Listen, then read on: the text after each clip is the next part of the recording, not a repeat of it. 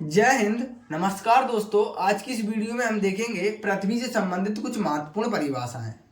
तो देखिए, पृथ्वी से संबंधित कुछ महत्वपूर्ण परिभाषाएं हैं, जैसे कि ग्लोब। ग्लोब क्या होता है या ग्लोब किसे कहते हैं। दूसरी परिभाषा है अक्ष। अक्ष क्या होता है या अक्ष कहाँ पर होता है पृथ्वी में और किसे कहते हैं, इसको समझेंगे। इसी प्रकार तीसरी परिभाषा है गोलार्ध। गोलार्ध क्या होता है या गोलार्ध किसे कहते हैं पृथ्वी में और ये कहाँ पर होते हैं। इसी प्रकार चौथी परिभाषा है ध्रुव। ध्रुव क्या होते हैं या जो ध्रुव होते हैं वो पृथ्वी में कहाँ पर स्थित होते हैं। परिभाषा देखेंगे कि पृथ्वी पर कुछ महत्वपूर्ण जो रेखाएं खींची गई हैं और कहाँ पर खींची गई हैं। कटिबंध क्या होते हैं, कटिबंध किसे कहते हैं या क्या होते हैं, इसको भी हम इस वीडियो में समझेंगे। इसी प्रकार हम समझेंगे प्रदुप्ति व्रत।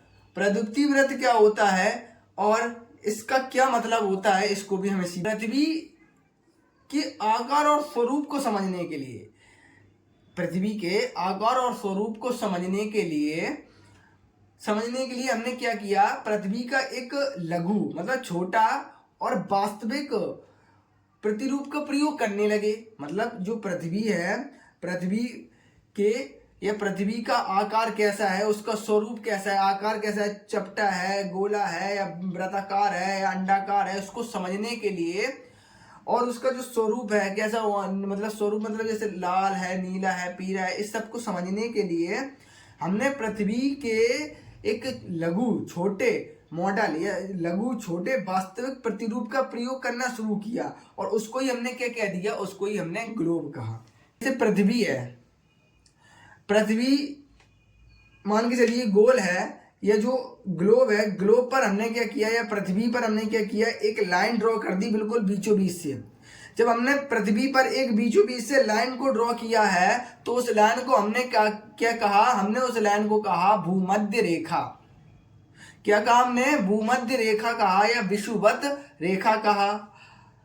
जब हमने उस लाइन को पृथ्वी पर खींचा बिल्कुल बीचों बीच गोल, एक मान के चलिए आप अगर एक बॉल लीजिए और आप उस बॉल पर एक बीचों बीच में बिल्कुल लाइन ड्रॉ कर देते हैं तो वो क्या करती है, वो जो लाइन है वो पृथ्वी को दो बराबर हिस्सों में, दो आधे आधे हिस्सों में परिवर्तित कर देगी या काट देगी।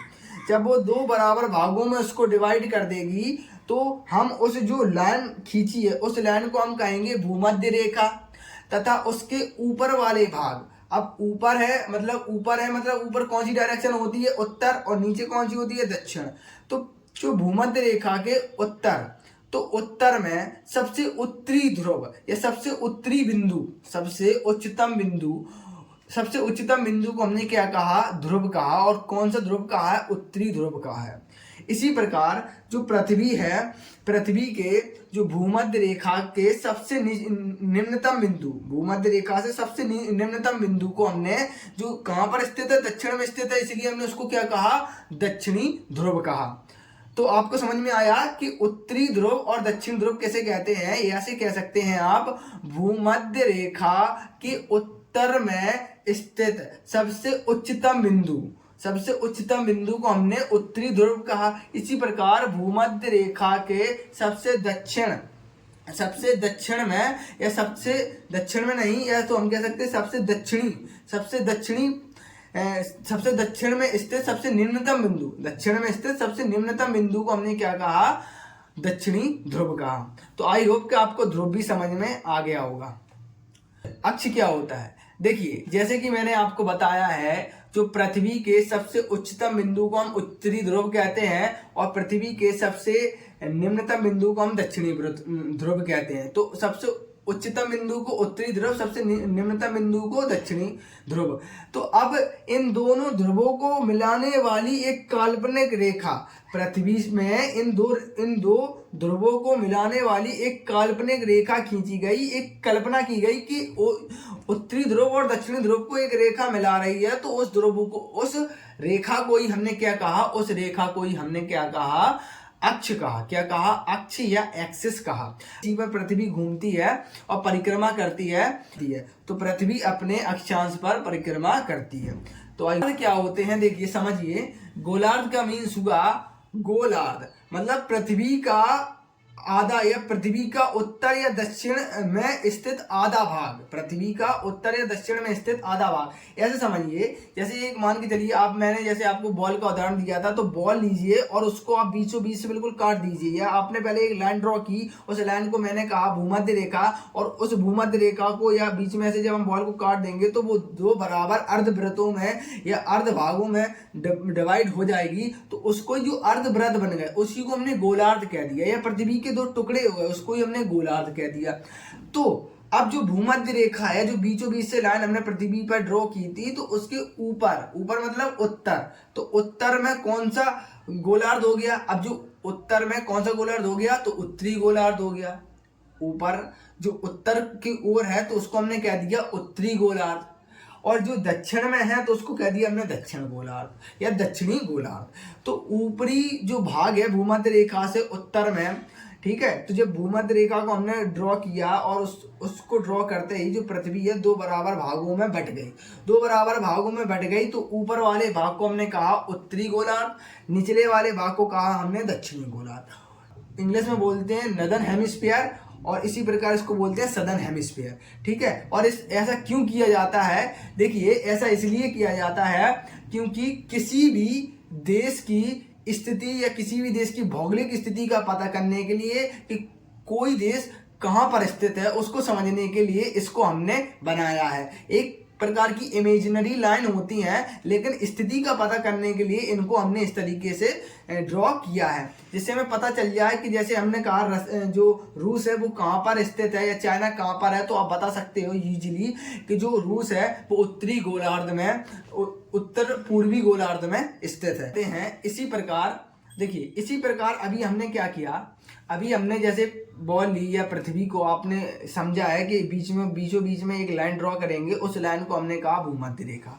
अब भूमध्य रेखा के ऊपरी भाग को हमने कहा उत्तरी गोलार्ध तथा निचले वाले भाग को कहा हमने दक्षिणी गोलार्ध। अब इसी प्रकार अभी हमने बिल्कुल ऐसा गोला लेके, मतलब इसी तरीके से हमने लाइन ड्रॉ की थी। अब हम ऊपर से लाइन ड्रॉ करेंगे, ठीक है। अभी हमने पृथ्वी को ऊपर और नीचे दो बराबर भागों में डिवाइड किया था। अगर अब हम पृथ्वी के बिल्कुल ऊपर से, मतलब उत्तरी ध्रुव से दक्षिणी ध्रुव तक एक रेखा को, एक वृत्त को खींच दें, तो उसे हम क्या कहते हैं, वो पृथ्वी को दो बराबर भागों में बांट देगी, दो बराबर भागों में फिर अर्धगोलों में विभाजित कर देगी, ऊपर से काट दें हम। तो इस साइड का जो अर्धगोला होगा, तो ये कौन से साइड में है? यह पूर्व साइड में है, यह पूर्व दिशा में है, तो इसीलिए इसको हम बोलेंगे पूर्वी गोलार्ध। और यह पश्चिम में स्थित है, तो इसीलिए इसको बोलेंगे हम पश्चिमी गोलार्ध। तो जब हमने ऊपर से या हम कह सकते हैं उत्तरी ध्रुव से दक्षिणी ध्रुव तक एक हमने जब वृत्त खींची, एक लाइन खींची, तो उसने क्या किया, उसने जो पृथ्वी को फिर दो बराबर भागों में डिवाइड कर दिया। पूर्व साइड के भाग को हम कहेंगे पूर्वी गोलार्ध और इस साइड के भाग को कहेंगे हम पश्चिमी गोलार्ध। तो आई होप कि आपको समझ में आ गया होगा कि मैं आपसे ये कहना चाहता हूँ, जो पृथ्वी को हमने चार बराबर भागों में विभक्त कर दिया है या विभाजित कर दिया है। ऊपर वाले भाग को उत्तरी गोलार्ध, नीचे वाले भाग को दक्षिणी गोलार्ध, इस साइड के भाग को पश्चिमी गोलार्ध, इस साइड के भाग को पूर्वी गोलार्ध। तो आपको समझ में आ गया होगा जो गोलार्ध है वो किसे कहते हैं। कुछ महत्वपूर्ण रेखाएं कहाँ कहाँ पृथ्वी पर खींची गई हैं उसको हम समझेंगे। देखिए सबसे पहले जो अर्थ है, पृथ्वी पे हमने एक लाइन ड्रॉ की, जैसे कि अभी हमने आपको एक एग्जांपल के थ्रू बताया है कि आप बॉल लीजिए और उस पर एक लाइन ऐसी ड्रॉ कीजिए। जब आप बॉल पर लाइन ड्रॉ करेंगे तो जो गोल लाइन ड्रॉ करेंगे ऐसे, जो कि पृथ्वी को दो बराबर भागों में बांट दे, ऊपर वाला भाग और नीचे वाला भाग, उत्तरी गोलार्ध दक्षिणी गोलार्ध, ठीक है। तो जो लाइन है जो पृथ्वी को दो बराबर भागों में विभाजित करती है उसको हम कहते हैं 0 डिग्री अक्षांश रेखा। 0 डिग्री अक्षांश रेखा या 0 डिग्री अक्षांश रेखा, या हम कह सकते हैं भूमध्य रेखा या विषुवत रेखा। तो ये जो मोस्ट इंपोर्टेंट लाइन है, अब इसे ही हम इक्वेटर बोलते हैं। तो अब इक्वेटर से हमने क्या कहा, इक्वेटर से हमने कहा 23.5 डिग्री उत्तर, क्योंकि 23.5 डिग्री उत्तर, तो 23.5 डिग्री हमने उत्तर में एक और लाइन को खींचा या एक और ऐसी ही लाइन को खींचा। देखिए समझिए, जो भूमध्य रेखा है, भूमध्य रेखा से हमने एक डिग्री अंतराल पर टोटल 90 जो अक्षांश रेखा खींची है, कहाँ तक, पृथ्वी के उत्तरी ध्रुव तक। इसको हम अगली जो चैप्टर में पढ़ेंगे अक्षांश और देशांतर रेखाओं में। अभी आप थोड़ा इतना समझ लीजिए कि हमने जो भूमध्य रेखा से 23.5 डिग्री उत्तर में एक लाइन को फिर ड्रॉ कर दिया, उसको हमने कह दिया कर्क रेखा, ट्रॉपिक ऑफ कैंसर बोलते हैं। इसी प्रकार हमने भूमध्य रेखा से दक्षिण 23.5 डिग्री दक्षिण में हमने एक और लाइन ड्रॉ कर दी, उसको बोला हमने tropic of Capricorn, tropic of Capricorn, ठीक है। तो इसको बोलते हैं मकर रेखा। ऊपर जो लाइन खींची है 23.5 डिग्री उसको कर्क रेखा, नीचे खींची है उसको मकर रेखा और बीच में खींची है भूमध्य रेखा। तो आई होप का आपको समझ में आ गया होगा। अब देखते हैं हम जो भूमध्य रेखा, तो भूमध्य रेखा से फिर अब भूमध्य रेखा से 23.5 डिग्री हमने कर्क रेखा खींची। इसी प्रकार अब हम 23.5 डिग्री से फिर 66.5 डिग्री तक एक और रेखा खींचेंगे, या एक और रेखा खींची गई जिसे हमने कहा उत्तरी ध्रुव व्रत रेखा या आर्टिक व्रत, या आर्टिक व्रत कहा या आर्टिक रेखा कहा। इस तरीके से इस डिग्री दक्षिण से 66.5 डिग्री फिर दक्षिण में हमने एक और रेखा खींची जिसे हमने कहा अंटार्कटिक व्रत। इसको अंटार्कटिक व्रत, उसको आर्टिक व्रत। अंटार्कटिक नीचे है और आर्टिक ऊपर है। तो इस तरीके से हमने कितनी लाइन ड्रॉ कर ली। एक तो हमारी जो भूमध्य रेखा, इसकी ऊपर है हमारी कर्क रेखा 23.5 डिग्री कर्क रेखा। इसी प्रकार नीचे है 23.5 डिग्री मकर रेखा, ठीक है। इसके बाद 23.5 डिग्री कर्क रेखा से 66.5 डिग्री पर हमने कौन सी रेखा खींची, हमने खींची आर्टिक रेखा या आर्टिक व्रत। इसी प्रकार दक्षिण में मकर रेखा से या 23.5 डिग्री मकर रेखा से 66.5 डिग्री मकर रेखा के बीच हमने कौन सी रेखा खींची, या उसको हमने खींचा है अंटार्कटिक व्रत। तो इस तरीके से 3, 2, 5 टोटल हमने 5 रेखाओं को खींच लिया अर्थ पर, ठीक है, या ग्लोब पर। तो हम समझेंगे कि एक ऐसा क्षेत्र जहां पर क्या है जलवायु से संबंधित परिवर्तन होता हो, मतलब यहाँ पर क्या है ताप या जलवायु से संबंधित परिवर्तन होता हो, उसको ही हम कटिबंध कहते हैं। तो अब हम ऐसे समझेंगे, जैसे हमने भूमध्य रेखा, तो भूमध्य रेखा के आसपास वाले जो क्षेत्र होते हैं, या जो भूमध्य रेखा से 23.5 डिग्री उत्तर और भूमध्य रेखा से 23.5 डिग्री दक्षिण में जो 2 रेखाएं स्थित हैं, उन 2 रेखाओं पर साल भर में जो सूर्य होता है उसकी जो प्रकाश है वो हमेशा लंबवत चमकता है। साल भर में कहीं ना कहीं यहाँ पर जो सूर्य की जो किरणें होंगी वो लंबवत पड़ेंगी। तो यहाँ पर जो जब लंबवत पड़ेंगी सूर्य की किरणें, तो उसको हम कहेंगे उष्ण कटिबंध। क्या कहेंगे? उष्ण कटिबंध कहते हैं उसको हम कहेंगे उष्ण कटिबंध। मतलब उष्ण मतलब यहाँ पर एक साल में लगभग जो कर्क रेखा और मकर रेखा के बीच में साल भर यहाँ पर गर्मी पड़ती रहती है। इस तरीके से 30 से लेकर 23.5 से समझिए आप, तो 23.5 से लेके 45 डिग्री के बीच की जो क्षेत्र है, बीच के जो क्षेत्र है उसको हमने कहा उष्ण कटिबंध। मतलब यहाँ पर क्या है साल भर में गर्मी और सर्दी दोनों पड़ती है। एक साल में सर्दी भी पड़ती है, एक साल में गर्मी भी पड़ती है। इसी प्रकार अब हमने क्या किया, 66.5 डिग्री से लेकर 90 डिग्री, 66.5 से लेकर 90 डिग्री तक का जो क्षेत्र होता है, यहाँ इस क्षेत्र को हमने कहा शीत कटिबंध।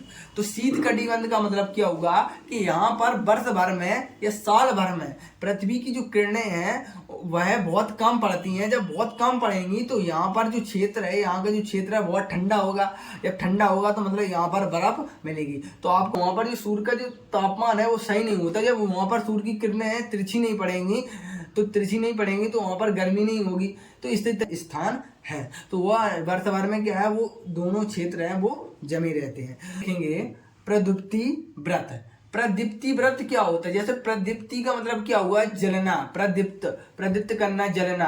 तो देखिए जैसे बॉल लीजिए और इस साइड से आप टॉर्च लगाइए, तो जब आप टॉर्च लगाएंगे तो इस साइड का जो क्षेत्र है बॉल का, इस साइड का वो जलेगा और इस साइड का जो क्षेत्र है वो अंधेरे में रहेगा।